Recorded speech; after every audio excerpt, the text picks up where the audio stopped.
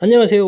랑랑랑 즐거운 수학의 김낙헌입니다. 이번 시간은 문제풀이를 통해서 실력 향상을 꾀하는 시간 2019학년도 고생고등학교 1학년 2학기 중간고사 시험 문제를 준비해봤습니다. 함께 공부해가면서 실전 문제에 대한 적응력을 높여가는 그런 시간이 됐으면 좋겠습니다.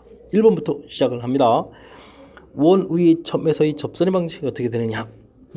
접선 공식 학습이 되어 있느냐 질문 던지는 문제가 되겠습니다. x제곱 더하기 y제곱은 이꼴 r제곱. 그래프의 점 x1, y1 이렇게 주어져 있을 때 접선 공식이 어떻게 됩니까?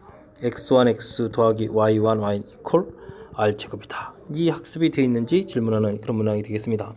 자, 그대로 대입 들어가는 거니까 뭐 4x, 3y, 25 이렇게 처리되는 거니까 뭐 문제를 보자마자 이 공식이 학습이 되어 있다면 뭐 곧바로 답을 해가면서 뭐 즐겁게 1번 문제 풀이할 수 있는 뭐 그런 형태의 문제가 되겠습니다. 자, 다시 한번 점검합니다. 자, 공식입니다. 공식. 자, 참고로 뭐 유도관여까지 해주면 좀 시간이 오래 걸리니까 공식 기억하고 있는지 이런 형태로 1번 문제를 좀 확인하면 될 것 같습니다. 됐습니까? 자, 2번 넘어갑니다.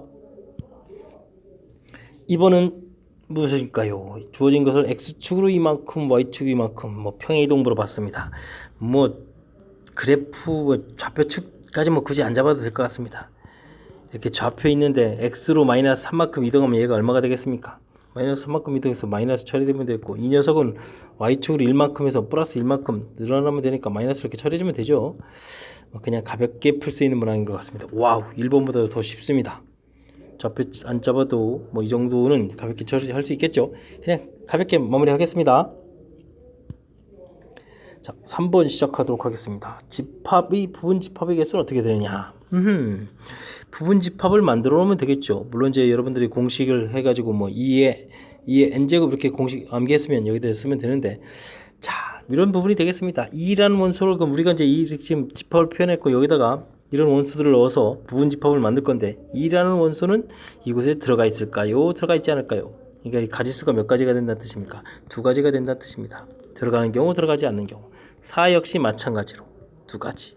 6, 8, 10 이렇게 됐습니까? 그리 하다 보니까 2에 하나, 둘, 셋, 넷, 다섯, 5제곱이 되는 거겠고, 이 5라는 것은 결국 뭐가 되겠다? 원소의 개수가 되겠다. 해서 이제 이렇게 공식 형태가 된 겁니다. 됐습니까? 자, 그래서 이제 답은 2의 5제곱 32를 답해가는 부분집합 개수에 대한 가장 기본적인 형태 질문이 되겠습니다.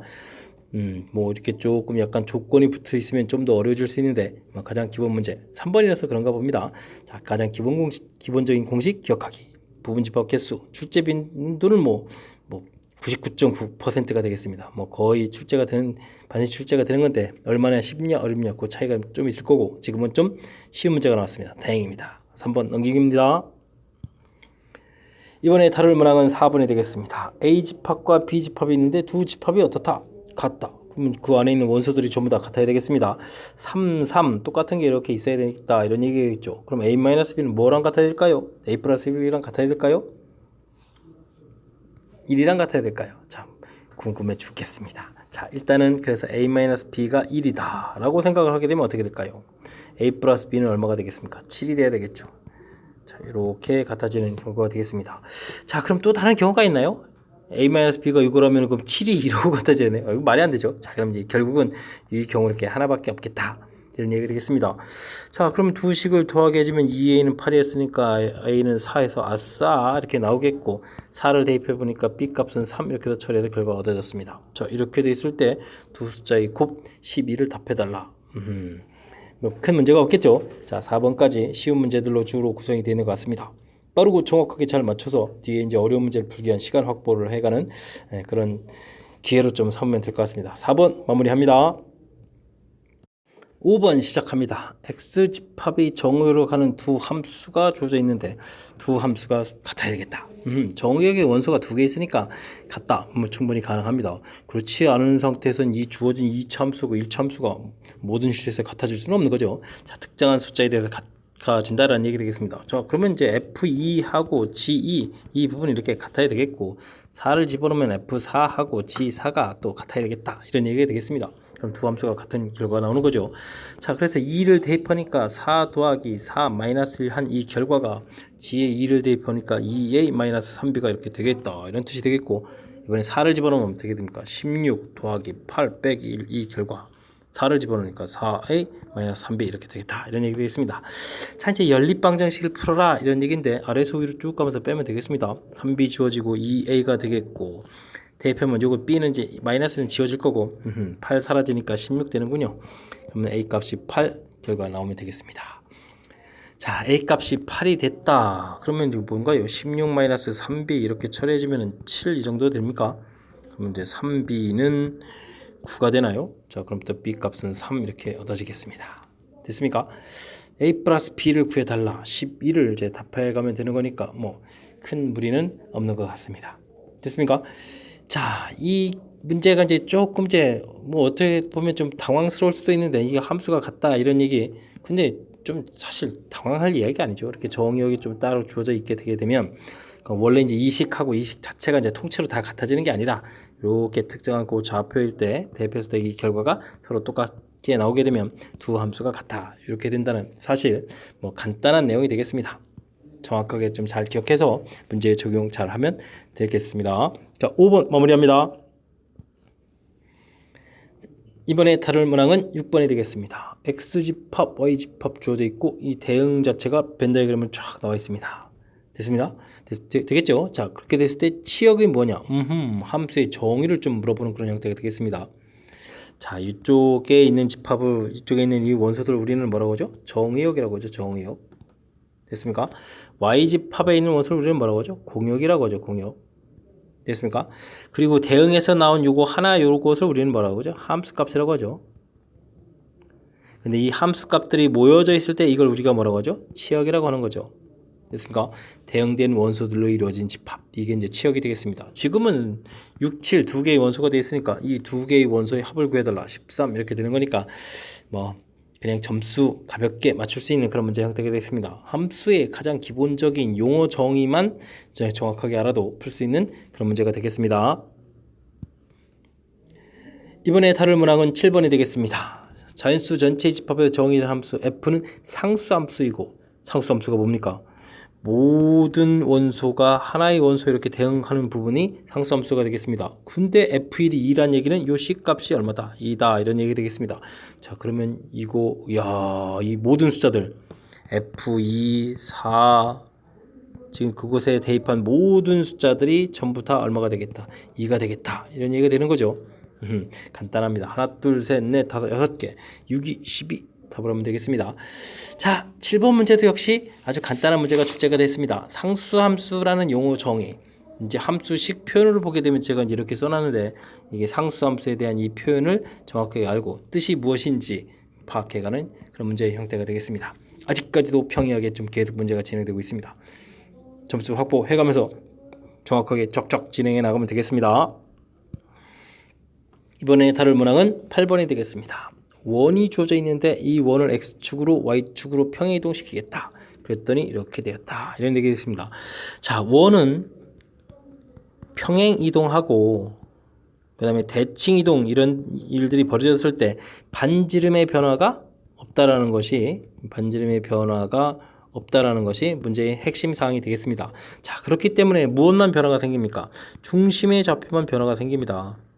그죠? 그래서 이제 이러한 내용을 통해서 우리는 어떤 결론이 나오죠? 자, 원 문제가 나오게 되면 원 문제에 대해서 평행이동, 대칭이동 이런 문제가 나오면 중심의 변화만 열심히 조사하면 되겠다. 그러니까 이제 좌표와 관련된 그런 문제풀이다. 이런 얘기 되겠습니다. 그래서 중심 좌표 A, B 이렇게 구해놓고요. 반지름은 루트 C 이렇게 되는데 C는 뭐 곧바로 구하죠. 뭐 나중에 4 됐으니까 C 값은 그냥 4 이렇게 그냥 처리해버리고 이제 좀 잊어도 될 것 같습니다. 됐습니까? 자, 이 부분을 X축으로 1만큼 평행이동한다. 그러면 좌표 자체가 열심히 바뀌어서 A 플러스 이렇게 처리해주면 되겠고요. Y축으로 마이너스 2만큼 B 마이너스 1에 해동해서 평행이동한 좌표를 써면 되겠습니다. 자, 그랬더니 나중에 이런 거와 일치하였다. 중심의 좌표가 0,0이 되어라. 이런 얘기가 되겠습니다.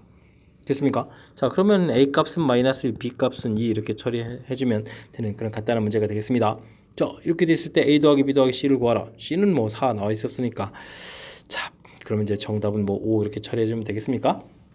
자, 가볍게 또 풀어갈 수 있는 그런 형태. 아직까지는 이제 심각한 게 어려운 문제 없습니다. 대신 간단한 이론들을 이제 정확하게 잘 기억해서 이제 바르게 이제 잘 적용해야 되겠죠. 자, 원 문제에 대한 평행이동, 대칭이동 이렇게 될 때는 반지름의 변화가 없다는 사실을 잘 기억해서, 즉 중심만의 변화로 알아보면 되겠다. 그러니까 이제 중심 좌표를 열심히 평행이동해서 나오면 되겠고, 그 결과가 0,0이 되어라 이렇게 같아지는 뭐 그냥 간단한 문제 형태로 또 문제가 이제 해결이 되겠죠. 자, 정확하게 이론 학습을 해서 머릿속에 정리하면 상당히 많은 문제들이 좀 쉽게 풀이 진행된다는 것을 알아갈 수 있는 그런 문제 형태였습니다. 9번 문제 시작합니다. 두 함수 fg에 대해서 fx, gx 그래프가 주어져 있을 때, 이 문제는 뭐 합성함수가 무엇이냐, 뭐 이런 형태에 대한 것을 공부하는 것 같습니다. 자, f0을 먼저 열심히 계산해야 되죠. 자, 이제 이 부분이 헷갈리면 이렇게 써 있는 거라고 생각하시면 되겠습니다. 됐습니까? 이곳에다가 이제 0을 대입해서, 그러니까 이제 우리는 이제 f0을 열심히 계산해야 되지 않겠습니까? 자, x라는 식에다가 0을 대입하니까 이 계산 결과는 얼마가 되겠습니까? F0 계산하게 되면, 어이구, 두 번 쓰는 거네요. 자, 계산하게 되면 마이너스 3 이렇게 처리되겠습니다. 자, 그러니까 이 식은요, 이 계산 결과가 마이너스 3 되니까 g에다가 마이너스 3을 좀 대입해달라, 이런 형태가 합성함수인 거죠. 자, 마이너스 3 집어넣으니까 마이너스 12에다가 플러스 이렇게 처리해 주는 거니까 계산 마이너스 11 계산하는 형태가 되겠습니다. 자, 합성함수 계산하는 법 자체를 좀 아십니까? 이렇게 질문 던졌는데, 이게 대입해서 나온 결과를 또다시 g에 집어넣다 이렇게 해가는 건데, 좀 이게 헷갈릴 때는 괄호 형태를 좀 이렇게, 됐습니까? 똑같은 이 의미에 있는 식이니까 이렇게 처리해주면 조금 더 또 헷갈리지 않고 답을 구해갈 수 있는 방법이 되니까 그때그때 좀 필요하면 좀 이용하시면 될 것 같습니다. 이번에 다룰 문항은 10번이 되겠습니다. 어느 학교 학생 60명에게 두 권의 책을 읽었는지를 조사했다. A를 읽은 학생 35, A 명수 35. 그냥 다 쓰나? 이렇게 좀 필요한 것만 메모하겠습니다. B 읽은 학생 40명 됐습니다. 모두 읽은 학생이 17명 이상, A 교집합 B가 17보다 크거나 같다, 이런 형태로 좀 명수가 나와 있습니다. 자, 이렇게 될 때 A도 B도 읽지 않은 학생의 수다. A 여집합, 교집합, B의 여집합, 이런 형태의 개념이 되겠습니다. 이 수의 최대값, 최소값을 구해달라 라고 되어 있는데요. 자, 이 부분은 다시 생각을 하게 되면 우리가 A 합 B의 여집합, 자, 이런 걸 우리가 뭐라고 하죠? 드모르간 법칙, 이렇게 생각하면 되죠. 자, 이렇게. 자, 그러면 이 부분은 또 다른 관점에서 보게 되면 이제 전체에서 A 합 B를 빼는 이런 형태가 이제 개수가 되는 거죠. 됐습니까? 이런 거의 최대 최소다라는 얘기는 결국은 이제 A 합 B의 최대 최소를 구하게 되면 전체 명수 이제 60이라고 나와 있는 거니까 우리가 풀 수 있지 않나 싶습니다. 됐습니까? 자, 그렇다면 이제 어떻게 할까요? 우리가 이제 A 합 B 개수를 열심히 한번 좀 식을 한번 써보겠습니다. 그러면 이제 A 원소의 개수, B 원소의 개수 빼기 이제 A 교집합 B의 원소의 개수, 이렇게 처리되는데, 여기가 35에다가 여기가 40 이렇게 되는 거니까, 자, 이제 지금 이 부분이 우리가 뭐가 될까? 여기 가장 작은 수를 쓴다는 얘기는 여기가 최대가 나올 수 있는 거죠. 그럼 여기다 이제 17을 이렇게 쓰면 될 것 같습니다. 됐습니까? 그러면 이제 A 합 B의 최대. 자, 그렇게 되게 되면은 얼마가 되겠습니까? 여기다 이제 75에서 17을 이렇게 빼는 거니까 3의 8에다가 58 이렇게 처리되나요? A 합 B가 최대가 58이 되겠습니다. A 합 B 요 부분이 최대가 된다. 됐습니까? 자, 그렇다면은 이 전체 우리가 구해야 될 것은 최소를 구하는 거네요. 와, 두 번 해야 되네. 그럼 최소 값은 그러면 이런 형태가 되겠습니다. 됐습니까? 재밌군요. 자, 근데 이제 우리가 이 A 합 B 부분에서 우리가 좀 신경 써야 될 항목이 있는데, 이런 부분들이 그럼 이제 A 합 B가 이제 최소가 될 때는 언제냐? 이 집합 모양을 보게 되면 B 집합이 더 크거든요. 이거는 이제 수식에서 나오는 게 아닙니다. B 집합이 이렇게 있는데 이 집합 안에 A 집합이 이렇게 쏙 들어가 버리면, 왜냐면 B 집합의 원소의 개수가 40개라고 처리했으니까 이때 이제 A 합 B가 이제 40 이런 형태가 돼서 이 결과가 이제 A 합 B가 최소가 되겠습니다. 이게 이제 최소가 된다는 얘기는 우리가 구해야 되는 이제 여집합은 오히려 최대가 되는 건데, 물론 이제 그 바깥 부분이니까 60에서 40을 빼니까 20 이렇게 처리가 되겠죠.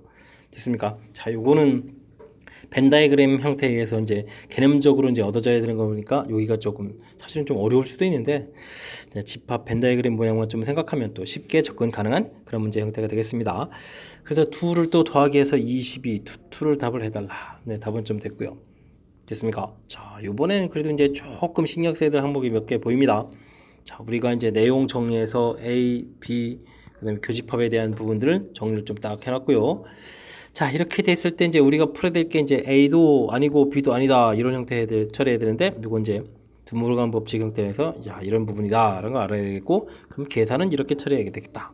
그래서 이제 A 합 B, 여기서 대를 구하게 되면 전체는 또 다시 소 이렇게 되는 부분이 조금 헷갈리지만, 그래도 이제 A 합 B에 대한 개념으로 처리해 가는 게 좋을 것 같습니다. 됐습니까? 그래서 요 공식을 좀 알아야 되겠고, 물론 이제 드물어간 법칙에 의해서 이렇게 처리된 이 부분도 좀 아셔야 되겠습니다. 자, 그래서 이 부분이 최대가 된다는 얘기는 이 빼는 부분들이 여기가 또 최소가 돼야 되겠죠. 최소가 돼야 여기가 최대가 돼서 그 경우를 이제 구했고요. 그래서 이제 또 집어넣으면 다 전체의 최소를 이제 구한 거죠. 됐습니까? 재미있는 그런 모양이 되겠고, 그 다음에는 이제 수식 형태에서 얻어지는 게 아니라 이제 벤 다이그램 형태에서 이 A 합 B가 어떻게 되면 최소가 될까? 그럴 때 이제 이렇게 전체 포함하면, 즉 교집합이 이렇게 되게 되면 교집합이 최대가 되는 거죠. 쑥 다 들어가는 거니까. 맞습니까? 자, 교집합이 최대가 되는 거니까 전체 집합의 개수는 최소가 돼서 우리가 풀어야 될 건 또 다시 최대. 왔다 갔다 해서 이제 풀어야 되는 거니까 조금 거기서 이제 헷갈릴 수는 있겠지만, 뭐 개념적으로 이 정도라면 우리가 충분히 풀이 가능한 그런 문제라고 생각이 되네요. 자, 열심히 좀 복습하시면 될 것 같습니다. 조금만 좀 노력을 기울여 주세요. 이번에 다룰 문항은 11번이 되겠습니다. 두 양수에 대하여. 양수 되죠? 곱 가르쳐줄 때 합, 그리고 최대 최소 질문했습니다. 어디에서 나온 건가요? 힌트가 요거밖에 없는데, 산술기하 평균에서 나온 거죠. 산술기하 평균. 됐습니까? 자, 산술기하 평균은 이제 학습했을 때 힌트 되는 요소가 좀 적어서 그걸 얼마나 좀 잘 캐치하느냐 이렇게 되는 건데, 그 이제 눈치를 채가지고 산술기하 평균을 알면 그 다음부터는 또 어렵지 않게 좀 풀이가 가능한 것 같습니다. 자, A 더하기 B, 원래는 2로 나누게 하는 건데 이쪽에 이제 곱하기 해서 루트 AB 이렇게 처리해주면 되는 거죠. 됐습니까? 자, 그런데 이제 곱하기 한 결과가 9라고 가르쳐줬으니까 루트 9는 3 풀리니까 6 해서 A 플러스 B의 최소값은 6이다 이렇게 구해가면 되는, 풀이하면 되는 그런 문제가 되겠습니다. 자, 말씀드렸다시피 지금 이게 합으로 구성되어 있고 여기 곱으로 되어 있고, 이때 이제 한쪽에 대한 정보를 가르쳐주면, 그죠? 곱에 대한 정보를 가르쳐주면 합의 최소값을 아는 거고, 합에 대한 정보가 나오게 되면 곱의 최대값을 아는 거고, 그러니까 합곱 사이의 관계다 이렇게 좀 이해하시면 되겠고, 이거에 성립하려면 이제 양수다라는 조건이 이렇게 되는 이런 부분들을 좀 이해하시면 될 것 같습니다. 자, 조금 삶에 좀 여유가 있으니까 이런 부분들을 한번 좀 보여줄까요? 우리가 이제 a-b에 제곱해주면 항상 0보다 크거나 같을 거고, 이걸 곱셈공식의 활용식을 쓰면 a 플러스 b의 제곱 마이너스 4ab 이렇게 쓸 수도 있고, 요거를 좀 이항시키게 되면 제곱해서 4ab 이렇게 처리가 되겠고, 됐습니까? 자, 그런 다음에 이제 조건을 좀 a가 0보다 크거나 같고 b도 0보다 크거나 같다 이렇게 조건을 좀 살짝 붙여가지고 우리가 이제 제곱근을 구하게 되면 어떻게 됩니까? 2분의 a 플러스 b 이렇게, 그럼 이쪽은 루트 ab 이런 식이 얻어지죠? 됐습니까? 그래서 양수라는 조건을 하게 되면, 자, 이렇게 두 수를 더하기 해서 2로 나눈 것을 우리가 이제 여기를 이제 산술 평균이라고 하는 거고요. 곱하기 해서 루트 씌운 것을 이걸 이제 기하 평균, 나중에 이제 등비 중항 뭐 이런 것들은 이제 공부하게 되는데, 이런 거 꼭 관련해서 산술 평균과 기하 평균과 관계다 이렇게 해서 좀 나온 겁니다. 됐습니까? 자, 유도 과정 형태는 이제 조금 살짝 보여드렸습니다. 이렇게 처리하게 되면 이때 이제 이 등호가 언제 성립하느냐, 맨 처음 가서 딱 살펴보면 되니까, 아하, 거기에 사용된 AB가 같을 때 등호 성립이다 이런 부분들을 조금 더 좀 잘 알 수 있을 것 같아 가지고 살짝 유도 과정 자체를 좀 설명드렸습니다. 자, 11번 학습에 조금 보탬이 되길 바라면서 설명 마칩니다. 12번 함께 살펴보도록 하겠습니다. 참인 명제만을 보기에서 있는 대로 다 골라달라 이런 얘기가 나왔습니다. 어떤 실수 x 모든 자연수 어떤 자연수, 아하, 어떤과 모든에 대한 이런 개념들을 질문하는 거군요. 어떤 이렇게 되면 만족하는 수가 하나라도 나오라 뭐 이렇게 되는 거고, 모든 그러면 이제 다 만족해야 된다 이럴 때 이제 참이 되겠다 이런 뜻에 해당하는 문제풀이를 진행하는 거네요. 자, 기억 보겠습니다. 어떤 실수 x에 대해서 x 제곱 더하기 1 제곱하면은 이거 항상 양수가 될 텐데 그곳에다가 더하기 1까지 했습니다. 근데 0보다 작아지는 수가 있을까요 없을까요? 전혀 없습니다. 그죠? 그렇게 된 거니까 어떤 수에 대해서 만족하고, 하나라도 존재해야 되는데 그럴 수가 없겠죠. 안 되겠습니다. 기억은 그렇게 처리됐고, 니은은 또 뭐가 되겠습니까? x제곱 플러스 3x 플러스 2다. 인수분해 해주면 x 플러스 1, x 플러스 2 이렇게 처리되고 0보다 크거나 같다 해주니까 우리가 이제 범위 표시가 되겠습니다. 자, 마이너스 2가 되겠고, 갖다 좀 표시해주고, 마이너스 1 되겠고, 표시해서 작다, 크다 이렇게 표시해주면 범위 됐죠. 자, 이때 이제 모든 자연수 x. 근데 자연수는 여기 1부터 들어가는 겁니다. 이런 모든 자연수가 다 성립한다. 범위에 전부 다 들어가죠. 자, 그러니까 맞는 이야기가 되겠습니다. 됐습니까? 자, 됐고요. 다음 디귿이요. x제곱이 3보다 크거나 같고 루트 11보다 작거나 같다 이렇게 써있네요. 자, 어떤 이니까 만족하는 수가 하나라도 있어야 되겠습니다. 그러면 좌측만 좀 이제 생각을 해보더라도 x라는 숫자는 제곱이 3보다 커야 되니까 x는 뭐 1은 당연히 안 될 거고 x가 이제 2 이런 숫자를 좀 생각해 보면 되겠습니다. 그럼 수를 대입을 해보면 4 이렇게 처리되는데 이게 11하고 비교를 해야 되는데 와 안 되겠죠? 이게 루트 16이 되어야 같아지는 숫자니까 이게 만족하지 않습니다. 됐죠? 야, 그럼 2도 안 되는데 뭐 그 다른 숫자 알아볼 필요가 있겠습니까? 없습니다. 만족하는 수가 하나도 나오지 않습니다. 그러면 만족하는 것은 니은 이렇게 이제 하나가 되겠습니다. 됐죠? 자, 뭐 크게 좀 많이 좀 수식이면 어렵거나 이런 항목은 아니고요. 어떤과 모든에 대한 이제 개념들을 이제 좀 정확히 잘 아느냐. 어떤은 하나라도 만족하는 수가 존재해주면 성립하는 거가 되겠고, 모든 이렇게 되면 이제 말 그대로 모두 다 만족해야 된다. 이런 부분들 주어진 간단한 등식에서 성립하는지 알아보는 그런 문제가 되겠습니다.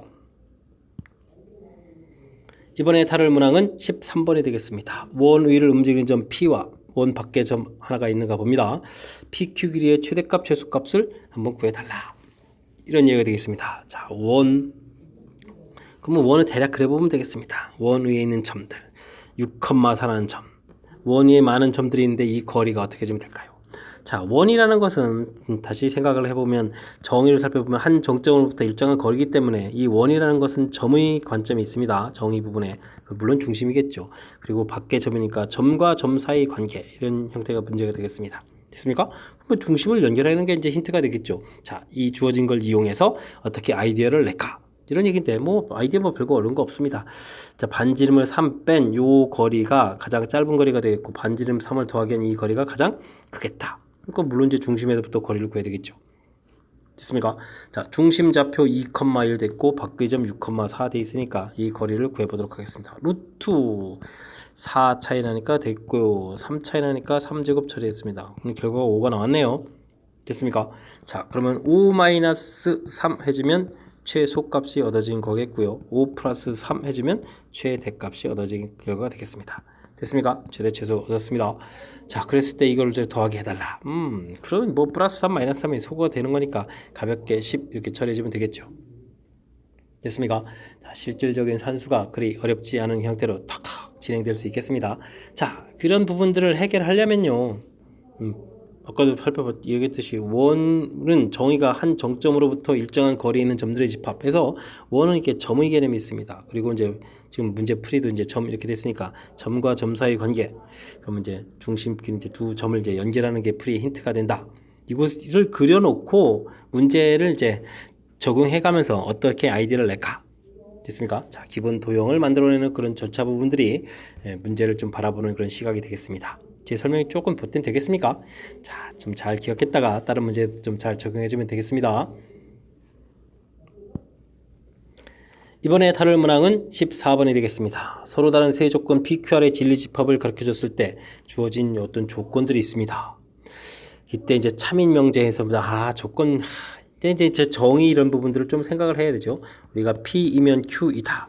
이런 부분들이 참이 되려면 어떻게 되느냐 했을 때 P라는 명제가 나타내는 진리집합, Q라는 명제가 나타내는 진리집합 이렇게 했을 때 이 포함관계가 이렇게 되게 되면 참이 된다. 그래서 사실 참 거짓은 이게 지금 집합의 포함관계로서 이제 우리가 판단해 간다. 이런 부분들이 무지무지 중요한 역할을 하겠습니다. 자, 그래서요 우리가 Q차집합 문제가 R이라고 되어 있습니까? 이 부분이 다시 Q집합이다. 이렇게 되려면 이게 무슨 관계가 있어야 되나요?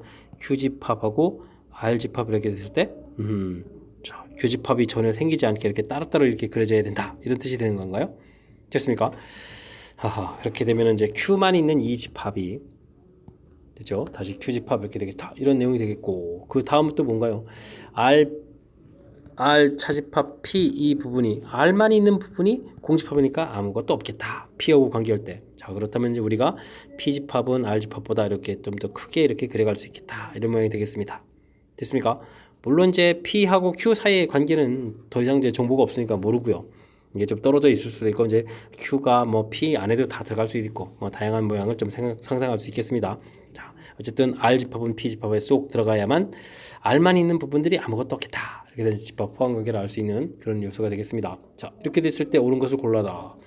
R 집합은 P, R이면 P이다 이렇게 물어봤습니다. R 집합이 P 집합에 쏙 들어가느냐? 그렇습니다. 됐죠? 다음은 뭡니까? P 집합이 Q의 여집합, P하고 Q 사이는 아무 관계도 잘 모릅니다. 됐죠? 그다음에 Q 집합이 R의 여집합, 둘은 이제 아무것도 안 맞으니까 R의 여집합은 이 바깥쪽이 돼야 되는 거죠. 자, 그렇게 되니까 이 안에 쏙 들어가니까 맞습니다. 됐죠? 자, 그래서 이제 기억 디귿을 체킹할 수 있는 그런 형태가 되겠습니다. 자, 여기가 그래도 이제 좀 집합의 포함 관계라든지 이런 부분들이 이렇게 좀 수직 형태로 되어 있고 해서 살짝 좀 업그레이드가 좀 되기 시작하는 거고 봅니다. 자, 우선적으로 좀 기억해야 될 것이 뭐냐면 이제 정의 형태 P면 Q이다가 참여되려면 집합 포함 관계에서 이런 포함 관계가 있어야 된다. 이 부분 이제 확실하게 학습되어야 되겠고요. 그 다음 자, 문제 주어진 조건에서 Q차 P, Q만 있는 부분이 그대로 Q집합이 되어라. 그러려면 이제 Q집합과 R집합은 교집합이 없는 이렇게 서로 소형태로 그려져라. 이런 뜻이 되겠고요. R만 있는 부분들이 아무것도 없다. P하고 관계할 때. 그러려면은 P 안쪽에 R집합이 그려지는 이런 형태의 포함관계. 됐습니까? 자, 포함관계를 주어진 식을 가지고 포함관계를 밝혀내는 이 부분들이 문제의 핵심이 된 것 같습니다. 자, 글이 되면요. 뭐 이 정도 처리해서 집합 포함관계를 살펴가는 것은 아마 잘 하리라고 예상이 됩니다. 됐습니까? 그래도 이제 14번이 살짝 업그레이드가 되기 시작했으니까 정확하게 학습을 좀 잘 진행해야 되겠습니다. 15번 함께 살펴보도록 하겠습니다. 좌표 평면에 4점이 주어져 있습니다. 이때 사각형 둘레 길이 최소값을 질문 던졌는데 자, 무슨 문제인가요? 자, 좌표에다가 조금 표시를 해가면서 좀 살펴보겠습니다. 0,4 이곳에 0,4 A점 좌표를 좀 표시해주면 되겠고요. 그 다음에 T,0 어딘지 모릅니다. T,0 됐고요. 그 다음에 이제 T 플러스 2는 또 두 칸 정도 칸 여기 T 플러스 2,0 처리해주면 되겠죠. T 플러스 2,0로 좀 처리됐습니다. 그 다음은 이제 6,1이니까 뭐 Y 값에서 6,1 대략 표시하겠습니다. 됐습니까? 여기 D점 이렇게 표시가 되어 있습니다. 둘레 길이라니까 연결을 쭉 이렇게 하면 되겠습니다. 자, 됐습니까? 자, 그랬을 때 이 길이의 최소값 그랬을 때 자, 그렇게 되면 최소일 때 T값을 구하는 게 최소 값을 구하는 게 아니군요. 자, 그러면 이제 여기 그러니까 A하고 D 사이의 거리는 이미 정해진 좌표니까 고정값이죠. 그러니까 이 부분은 이제 이미 얼마로 딱 나와 있으니까 필요가 없을 것 같습니다. 그리고 여기 결과도 얼마라는 거 알겠습니까? 2라는 걸 좀 알겠습니다. T 플러스 2에서 T부터 T 플러스 2니까. 자, 그렇다면 우리가 풀어야 될 이 문제는 자, 어떤 부분이 되겠습니까? 요 길이와 요 길이 두 개의 길이의 합이 뭐가 되면 되겠다? 최소가 되면 되겠다. 이렇게 좀 결론을 낼 수 있겠습니다. 좀 이해됐습니까? 자, 고정된 값 두 개를 빼버리니까 이렇게 처리가 되겠습니다. 됐습니까? 자, 이거를 제가 어떻게 좀 잘 처리할까요? 근데 여기 칸이 좀 떨어져 있는데 그래서요, 요거를 저는요, 요렇게 거리하고 요걸 이제 평행 이동시킬 겁니다. 그래서 요렇게 된 거리를 좀 보겠습니다. 됐습니까? 자, 그럼 이제 여기가 이제 T,0 이렇게 처리가 되고 여기가 이제 6,1 처리가 되고 여기 6,1 큰일 나죠. 자, 여기 0,4는 되는데 요걸 이제 두 칸을 좀 이동해야 되는 거니까 4,1 이렇게 처리해야 되는 거. 4,1 됐습니까? 자, 요런 거리가 이제 최소가 되면 되겠다. 이렇게 좀 생각을 하면 되겠습니다. 자, 그렇다면 이제 아이디어가 생겼습니다. 뭐가 되겠습니까? 우리가 이제 평행 이동해서 그러니까 쭉 평행 이동해서 여기가 이제 4,-1을 놓고 됐습니까? 이쪽에 이제 0,4 이렇게 놓고 쭉 직선 거리로 가면 되겠죠. 자, 이 만나는 점이 뭐면 되겠다. T가 되면 되겠다. 이런 얘기 되겠습니다. 됐습니까? 자, 이럴 때 이제 이 부분을 좀 어떻게 효율적으로 잘 풀 수 없을까요? 자, 저는 이렇게 풀 겁니다. 요 길이가 4가 되겠고 이렇게 대칭 이동해서 여기 좌표가 마이너스니까 이 길이가 1이거든요. 그렇다면 여기 주어진 삼각형 닮음일 때 닮은 비가 4대 1이 됩니다. 됐습니까? 자, 그렇다면 요 t라는 좌표값은 전체 5 중에서 4를 차지하겠고 실제 길이가 또 4가 되겠죠. 4 해서 5분의 16이라는 좌표를 찾으면 되겠습니다. 자, 어쨌든 뭐 4대1 내분점이다 이렇게 좀 생각해서 계산하셔도 됩니다. 됐습니까? 오호, 아이디어가 조금 재미있게 잘 녹아져 있는 그런 문제가 되겠습니다. 자, 다시 한번 좀 볼까요? 4개의 점 주어져 있다. 4개의 점 좌표 표시하는 데까지는 별 문제가 없습니다. 둘레의 길이다. 그럼 0,4에서 6,1 거리는 값이 얼마 고정되어 있고 t에서 t 플러스 2도 값이 고정되어 있습니다. 이런 값들은 이제 딱 정해져 있고 제가 표시한 이 두 개의 길이만이 t가 어디에 있냐에 따라서 좀 변화가 생기는 거죠, 길이에. 자, 그랬을 때 이 길이의 값이 어떻게 하면 최소가 될까? 그래서 지금 요 선 부분을 평행이동시켜서 t에다가 연결시킨 겁니다. 자, 이만큼 평행이동시켜야 되기 때문에 요 부분 이제 주의해서 좀 해야 되고요. 거듭 강조되겠습니다. 자, 그 다음에 이제 결론이 난 겁니다. 이 거리합이 최소가 되려면 대칭 이동해서 이제 직선 거리가 될 때 최소가 되겠다. 됐습니까? 자, 4대1 이용해서 4대1 내분점이라고 판단한 이 부분 또 이렇게 약간 좀 효율적으로 산수하는 부분이 되겠습니다. 됐습니까? 전체적으로 우리가 구해야 될 그 내용을 살짝 숨겨져 있는 것을 정확하게 잘 캐치해서 풀어가는 레벨을 좀 살짝 높인 그런 문제 형태가 되겠습니다. 제 설명 정확하게 잘 이해하려고 복습하면서 노력을 좀 약간 좀 기울여 주십시오. 여러분 지금 락쌤과 고색고 문제를 함께하고 있습니다. 16번 이어집니다. P가 Q이기 위한 충분 조건이지만 필요 조건이 아닌 그런 것을 골라달라. 필요 충분 조건 관계가 나왔네요. 필요 충분 조건의 정의는 좀 살펴보면 P이면 Q가 참일 때 이렇게 되어 있습니다. 그렇다는 얘기는 집합의 포함 관계가 알려져 있을 때 P는 Q이기 위한 충분 조건이고 Q는 P이기 위한 필요 조건이다. 이렇게 된 부분들이 정의라는 것 좀 기억하고 계시죠? 그래서 집합의 포함 관계를 통해서 좀 살펴가 달라 뭐 이런 얘기가 되겠습니다. 자, 이렇게 했을 때 문제는 P가 Q에 대한 충분 조건이지만 필요 조건이 아니라는 얘기는 자, 이게 이제 필요 조건도 되고 충분 조건도 되는 P하고 Q하고 이렇게 같아질 때 우리가 이제 필요 충분 조건 이렇게 이제 언급을 하는 거니까 지금은 P가 완벽한 충분 조건이 되라는 얘기는 집합의 포함 관계가 P집합이 확실하게 좀 작은 집합이 되어라 이런 뜻이 되겠습니다. 됐습니까? 자, 기억부터 좀 살피죠. 기억은 P이고 Q 둘 다 00이고 자, 기억을 보게 되면 P 조건은 뭐 0,0 좌표가 이렇게 하나가 되겠습니다. 자, 근데 이제 저쪽 좌표는 이제 X 플러스 Y가 0 되는 이 부분은 좌표가 무지무지 많죠? 자, 굳이 이제 수직선을 따지면 이렇게 이제 많은, 이 무수히 많은 이런 점들이 돼가는 거니까 집합을 포함 관계를 보게 되면 확실히 작겠습니다. 됐습니까? 자, 그렇다면 문제의 정답이 돼가는 거죠. 작은 집합을 찾아달라 이런 얘기 됐습니다. 자, 니은은 a제곱 더하기 b제곱이 3의 배수 3의 배수를 좀 알아보는 건데 우리가 이제 a, b가 3으로 나누게 되면 나머지가 0도 있고 그 다음에 이제 1도 있고 2도 있는데 우리가 이제 이 부분을 제곱해야 되거든요. 제곱하면은 0, 1, 4는 또 3으로 나눌 때 또 1이 되겠습니다. 제곱했을 때는. 자, 이런 숫자 두 개를 열심히 더하게 해서 제곱해서 더하게 해가지고 3의 배수가 된다는 이야기는 뭐가 되겠습니까? 더하게 되는 방법은 00밖에 없습니다. 그러니까 둘 다 모두 3의 배수다. 이렇게 처리해주면 되겠습니다. 됐습니까? A도 3의 배수, B도 3의 배수. 이게 이제 좌측이라면 오른쪽은 또는 3의 배수입니다. 한쪽이 3의 배수 되고 하나는 3의 배수 안 돼도 되는 거니까 3의 배수 입장에서 따지면 이쪽 집합이 또 더 큰 집합이 되겠습니다. 그렇죠? 그러니까 니은도 됩니다. 됐습니까? 자, 디귿은 또 뭔가요? 디귿은 절대값이 나와 있네요. x-1이 그렇다면 3보다 커거나 같다. x-1이 그럼 마이너스 3보다 작거나 같다. 이렇게 범위 표시가 되어 있잖아요. 자, 그럼 작은 것부터 쓰게 되면 x는 마이너스 2보다 작거나 같다. 또는 x는 4보다 크거나 같다. 이렇게 좀 표시가 될 텐데 자, 이렇게 표시를 하고 나서 보니까 오른쪽 집합에 있는 거랑 어떻습니까? 똑같으니까 같은 집합이 되는 거죠. 지금 우리가 확실하게 작은 집합해야 되는 거니까 기억, 니은 두 개만 되겠습니다. 됐습니까? 자, 집합의 포함 관계 관점에서 필요 충분 조건을 살펴가면 조금 우리가 좀 헷갈리는 그런 형태들까지 확실하게 다 잘 맞출 수 있다. 이렇게 되는데 아마 공부를 이 화살표는 요걸 되는데 요 화살표는 요건 되고 요건 안 돼요. 뭐 이런 식 공부를 하는 이렇게 좀 많이를 하는데 뭐 이게 지금 된다 안 된다 이런 부분들이 결국 집합의 포함 관계를 따지는 거잖아요.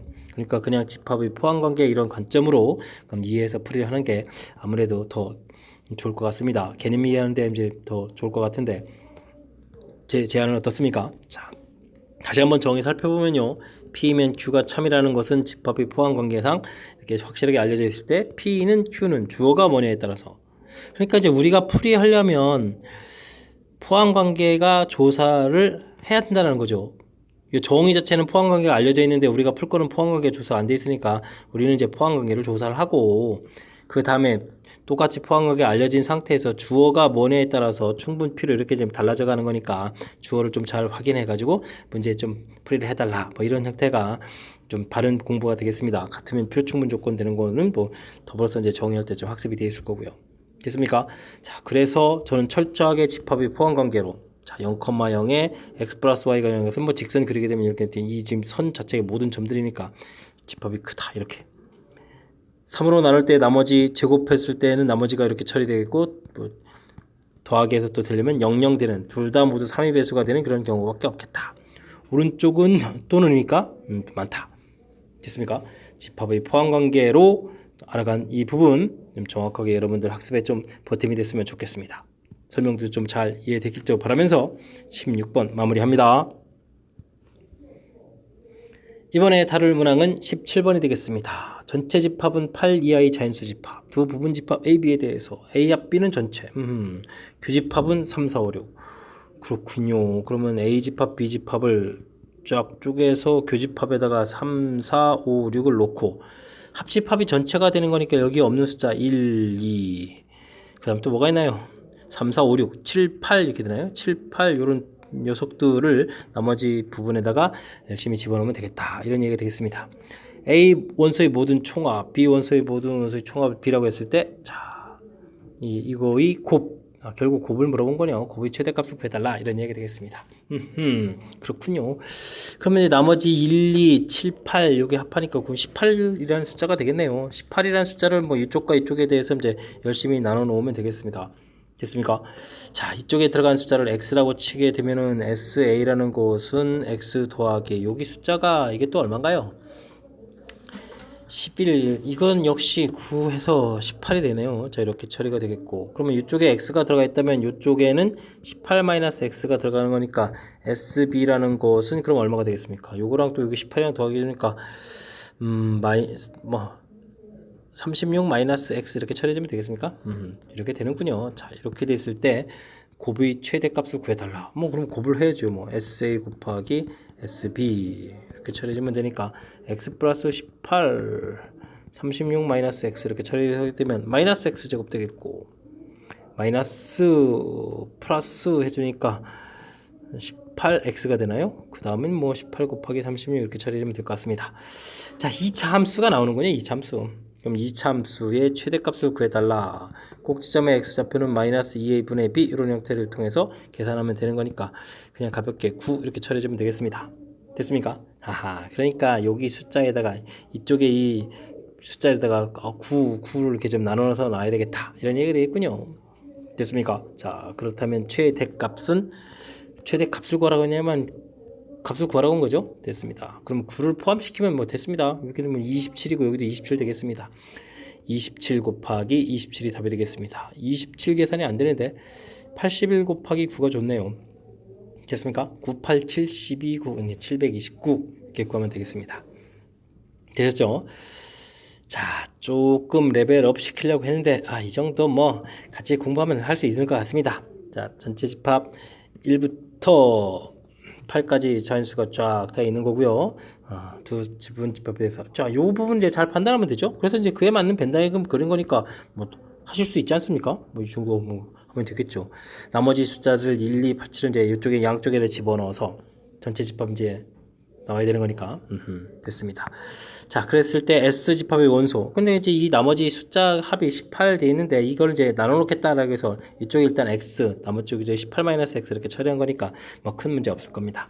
자, 그러면 이제 SA, SB가 나왔고 그다음 이제 곱하기해서 이 참수 만들었다.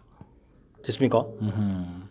자, 이 참수 최대값은 뭐 꼭지점에서 이렇게 갖는 거니까 자, 완전 제곱식 정리 안 하고 제가 좀 풀고 있는데 이런 부분들을 좀 참고하십시오. 꼭지점의 x좌표는 마이너스 2a분의 b 이렇게 이차 함수에서 a, b, c 계수했을 때 이렇게 처리해주면 되는 거니까 이거를 이게 큰 숫자 나왔을 때 완전 제곱 정리해서 하려면 좀 불편합니다. 그래서 9라는 걸 알면 또 9를 이 전개식에다 대입 안 하고 요렇게 요식 전개 안 한 식에 대입하면 또 계산도 편리합니다.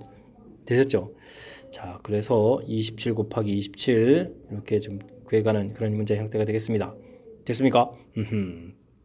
살짝 레벨업이 좀 돼 있는데 관계식을 유도하는 과정 설명한 부분 정확하게 좀 잘 이해해서 제가 좀 한쪽 x 한쪽을 18-x 해가지고 곱하기 해서 지금 관계식을 만들었죠. 자, 그런 부분들 좀 정확하게 잘 학습했으면 좋을 것 같습니다. 18번 함께 살펴보도록 하겠습니다. 와우, 그림이 막 대단하네요. 자, 가로의 길이가 20, 세로의 길이가 10인 직사각형 모양의 종이가 있다. 알겠습니다. 그림과 같이 네 곡지점 O, A, B, C라고 하고 변에 접하는 오늘 오라고 하겠습니다. 그림 설명 열심히 했습니다. 됐습니까? 자, 그림 2와 같이 A와 C가 만나도록 종이를 접었다가 종이를 이렇게 쫙 접었다가 알겠습니다. 다시 쫙 펼쳤을 때 생기는 선분 PQ. 그렇군요. 자, 이 부분이 이제 왔다가리가 다시 간 거죠. 자, 알겠습니다. 그럼 이제 만나는 선분 이렇게 돼 있을 때, 자, 문제에서 무엇을 구하는 거냐? PQ를 길이를 구해가는 과정이다. 우와, 우리 보고 PQ 길이 구하라는 게 아닙니다. 구하는 과정을 이제 다 설명했으니까 좀 자신감을 갖고 차분하게 풀이를 진행하면 될 것 같습니다. 직접 구하라고 해도 할 수 있는데. 자, 어떻게 할까요? 자, 문제 보겠습니다. 자, 그림 1에서 주어진 직사각형 모양의 종이를 좌표 평면에 꼭지점으로 나타내서 좌표를 쫙 표시했습니다. 충분히 이해가 되죠? 됐습니까?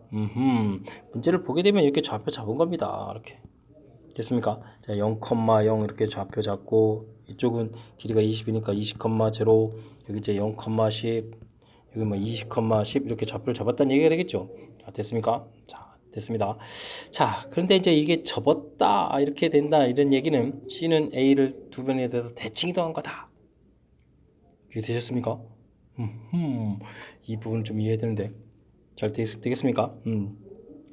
우리가 이제 사실 접었다라는 얘기는 이렇게 이제 이 부분이 와야 되는 겁니다. 이렇게 직각 이런 형태로 직각 형태로 이제 딱 접어야 된다 이런 얘기가 되는데 이 부분을 이제 이해하느냐? 오, 여기가 조금 사실 좀 문제에서 뭐 대칭 이동하였다 이렇게 써져 있지만 이 부분을 막상 이해를 못하게 되면 잘 안 되겠습니다. 자, 좀 잘 이해가 안 되시는 분은 옆에 빨리 종이 하나 만들어 가지고 좀 접어 보세요. 됐습니까? 그럼 우리가 접는다는 얘기는 요 접히는 선에 대해서 요런 선이 수직으로 왔다리 갔다리 해야 된다 이런 뜻이 되겠습니다. 됐습니까? 자, 그래서 지금 이 선분이라는 것은 이 두 점에 바로 뭐가 되겠다? 수직 이등분선이 된다 이런 얘기 되겠습니다. 자, 수직 이등분선 그러면 우리는 뭘 해야 되겠습니까? 먼저 중점을 구해야 되겠죠. 그러면 x좌표 그러니까 0,10하고 20,0로 이렇게 됐을 때 자, 중점을 열심히 구해가는 거니까 10,5 이렇게 처리가 되겠고요. 됐습니까? 자, 기울기를 또 구해야 되겠습니다. 기울기 x가 20 증가하고 y가 이렇게 되어 있으니까 10 감소했으니까 마이너스 2분의 1이니까 기울기는 2가 되겠습니다. 되겠습니까? 자, 그렇다면 수직이등분선의 방정식 뭐 구하면 되겠죠. y는 2배의 x 마이너스 10 플러스 5 이렇게 처리해서 y는 2x 플러스 마이너스 15 이렇게 처리해서 직선의 방정식을 구하면 되겠습니다. 됐습니까? 자, 수직 이등분한다. 그래서 직선의 이등분식 자, 이제 가가 해결됐죠. 자, 그다음 원 방정식. 와, 원 방정식이 너무 쉽습니다. 원 방정식은 중심 좌표가 그럼 얼마가 되겠습니까? 반지름이 얘기했죠. 이게 5짜리가 되는 거잖아요. 자, 그러니까 뭐 여기 좌표는 이만큼 갔으니까 15가 되겠고 여기 좌표는 5가 처리가 되겠죠. 됐습니까? 그러면 나 부분은 이제 15,5 반지름 다 처리됐습니다. 됐습니까? 이곳에서 이제 PQ 길이를 구하라 이런 얘기는 뭐냐면요, 우리가 원 주어져 있고 직선이 이렇게 됐을 때 이제 점과 직선 사이 거리를 이용해서 풀이를 진행해야 되는 거죠. 반지름 뭐 이렇게 처리되어 있으니까. 자, 그래서 2x-y-15는 걸 제로 놓겠고 중심 좌표가 15,5 이렇게 돼 있으니까 거리를 구하게 되면요, 루트 5분의 이곳에 15 대입하니까 30이고 20 빼니까 10 이렇게 처리됩니까? 되셨죠? 자, 그렇게 되니까 약분하니까 5가 약분돼서 이제 2가 남을까요? 2루트 5 이렇게 처리됩니까? 여기가 이제 2루트 5가 되겠다 이런 얘기가 되겠습니다. 자, 그러면 여기가 이제 루트 5가 되겠다 이런 얘기가 되겠죠. 됐습니까? 이게 20, 25 해서 이제 5 표리 되는 거니까. 됐습니까? 자, 이렇게 됐다면 자, PQ 길이는 이제 2배에서 이제 얼마가 되겠습니까? 2 루트 5 이렇게 처리해주면 되겠죠. PQ 길이는 구했습니다. 자, 이렇게 이제 쭉 해서 이제 가에 들어간 식을 fx라고 하고 나다에 대한 얼마식을 mn이라고 했을 때, 자, 이런 것들을 구해달라 이렇게 됐네요. 자, 그러면 이제 fx라는 것이 2x-15 이런 형태가 된 건가요? 됐습니까? 이곳에다가 아까 m 값이 나에 있는 곳에 m 값이 이게 이제 15였는데 됐습니까? 그럼 재밌습니다. 여기다 이제 대입을 하면 어떻게 되겠습니까? 다시 나와라. 2x-15 여기다 15 대입한 건가요? 됐습니까? 자, 그렇게 되면은 이 결과는 뭐 당연히 15가 될 것 같고요. 15가 됐고, 그 다음 또 m제곱이 구합니까? 이건 그러면 4, 5, 20이 됩니까? 20, 15. 그러면 계산 결과는 얼마가 되겠습니까? 35 이렇게 쳐야 되겠네요. 재미있는 문제 형태였습니다. 와우. 뭐 그림까지 뭐 이렇게 돼 있어서 뭐 거의 뭐 느낌이 니네들 이거 이제 못 푸니까 포기해 뭐 이렇게 이제 문제를 낸 것 같은데, 사실은 뭐 증명 절차가 나온 거니까 별 문제 없이 우리가 해결할 수도 있는 것 같습니다. 제일 중요한 정보는요, 지금 문제를 지금 아까도 저 그림에서 설명했지만 이 부분 이렇게 됐을 때 이게 지금 이게 수직이등분이라는 사실 이 내용 자체가 아주 중요한 핵심이거든요. 근데요, 문제를 잘 읽어보게 되면 수직이등분한다고 여기가 정보가 이제 늠름하게 나와 있습니다. 그러니까 이게 이제 나와 있는 상태이기 때문에 이제 우리가 이제 쉽게 좀 그래도 어느 정도 접근해서 가능한 거죠. 그 다음에는 우리가 이제 좌표를 배우는 것은 뭐냐면 도형의 이제 많은 문제들을 잘 모를 때 이제 좌표를 이용해서 풀이를 진행할 수 있다라는 게 이제 아이디어가 되어가는 거니까, 그 아이디어 여기 또 주어져 있습니다. 좌표를 이용해서 풀겠다. 와우. 그렇다면요, 뭐 이게 지금 못할 문제 정도가 아니라는 거죠. 그래서 우리는 이제 수직이등분선 방식을 열심히 좀 구했고요. 물론 이제 중점의 기울기 이런 걸 이용해서 수직이등분선 방식을 이제 구해야 되겠고, 됐습니까? 자, 그 다음에는 이제 원 있을 때 이제 점과 직선 사이 거리, 자, 원과 직선 사이의 관계, 점과 직선 사이 거리를 이용하는 게 가장 효율적인 풀이. 그래서 이제 우리가 필요한 길이들을 구해가는 그런 모습 보여드렸습니다. 자, 객관적으로 조금 난이도가 높아진 건 사실이고요. 거기다 이제 그림까지 주어져 있으니까 이제 겁을 또 팍팍 주는 그런 요소까지 담겨 있는데, 차분하게 그리고 좀 이렇게 잘 뜯어보게 되면 문제 풀이하는 데 있어서 이게 좀 직접 우리가 다 구하는 게 아니라 증명 절차처럼 이제 돼 있는 거니까 풀이 과정에 좀 힌트되는 요소들을 참고해서 풀이를 진행하면 더 풀 수 있는 그런 문제가 되겠습니다. 좀 파이팅 해가지고 좀 18번 도전해서 좀 확실하게 좀 잘 푸십시오. 해설 좀 마치도록 하겠습니다. 서술형 첫 번째 문제 시작합니다. 점 5에서 원의 근 접선의 방정식을 모두 구하십시오. 원이 주어져 있고요. 쭉 잡았는데 여기 0,5가 있습니다. 접선을 샥샥 그는 거니까 알겠습니다. 자, 우리는 이 직선 기울기를 모르니까 mx라고 놓으면 되겠습니다. y절편은 자연스럽게 5가 되겠습니다. 됐습니까? 자, 그렇다면 mx-y 플러스 5는 제로. 제가 뭐는지 아십니까? 자, 우리가 원하고 직선하고의 관계 문제풀이를 할 때 제일 좋은 방법은 점이란 얘기는 원의 중심을 얘기해 주는 겁니다. 직선 사이의 관계, 요 관계를 이용해서 풀이하는 게 제일 좋습니다. 즉 중심에서부터 직선까지 거리가 접하는 거니까 뭐가 되겠습니까? 반지름이 되겠죠. 그래서 이제 0,0에서부터 거리 이걸 쓸 겁니다. m제곱 플러스 1분의 005 절대값 됐습니까? 이 결과가 반지름 루트 5 처리가 되라, 이런 얘기가 되겠습니다. 자, 그렇다면요, m제곱 플러스 1은 요거 이제 약분하면서 제곱하니까 5 이렇게 처리되는 거니까 m제곱은 4가 되겠고, 그러면 m 값은 플러스 마이너스 2 이렇게 되는 거니까 제 답이 이제 자연스럽게 쓰면 되겠습니다. 플러스 마이너스 2x 플러스 y절편 5 됐습니까? 서술형 첫 번째 문제는 좀 많이 어려운 게 아니고 바른 풀이법을 기억하고 있느냐 뭐 이런 형태가 되겠습니다. 자, 원과 직선과의 관계 문제, 그러면 점과 직선과의 거리를 이용해서 접근하는 풀이.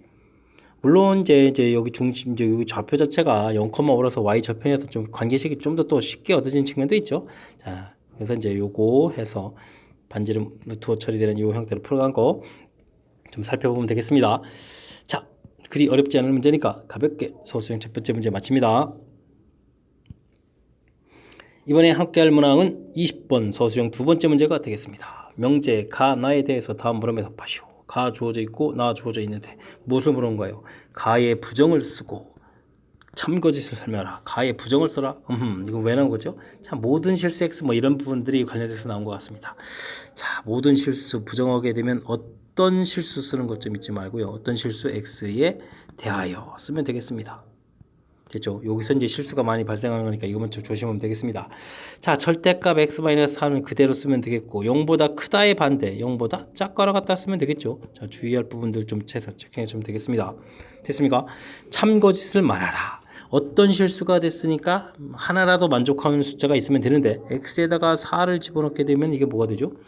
0이 되는 거니까 0은 이게 지금 갖다 적용했으니까 이제 바로 뭐가 되죠? 0일 때 우리는 뭐를 알 수 있죠? 성립한다는 걸 알 수 있죠. 자, 그러니까 주어진 명제는 바로 뭐가 되겠습니다? 참이 되겠습니다. 됐습니까? 가볍게 끝납니다. 다음 명제 나에 대해서 항상 참이 되기 위한 자, 항상 참이 되라. 그럼 모든 실수에 대해서 x제곱 마이너스 6 ax 플러스 4 이 부분이 모든 실수에서 되라는 얘기는 2차 함수 이론이 되겠습니다. 2차 함수가 항상 0보다 크다는 얘기를 이렇게 위로 x축 위에 그려라. 그러면 이제 근이 없다 이런 개념 형태가 되는 거니까 판별식 D 조사하면 되죠. 4분의 D니까 9a 제곱 됐습니다. 마이너스 ac 4 0보다 작다 풀면 되겠죠. 됐습니까? 자, 그러면 a 값은 9분의 4 루트 씌우니까 3분의 2 형태가 되겠네요. 그럼 마이너스 3분의 2 해서 범위를 구할 수가 있을 것 같습니다. 됐습니까? 자, 이게 단가요? 오호. 그럼 뭐 이것도 이제 가볍게 끝났습니다. 자, 주의할 점들만 다시 한번 좀 점검하면 되겠습니다. 자, 부정을 구한다. 좋습니다. 어떤 실수, 모든에 부정할 때 이제 어떤 실수 쓰는 부분들 주의해야 되겠습니다. 뭐 부등호 바꾸는 거는 좀 자연스러운 것 같고요. 됐습니까? 자, 이게 이제 참거짓을 또 말하라 그랬는데 어떤 실수로 이제 바뀌었기 때문에 만족하는 수가 하나라도 존재하면 참이 되겠다. 4일 때 0이 돼서 참이라고 답했습니다. 그럼 됐고, 다음에는 항상 참이 되겠다.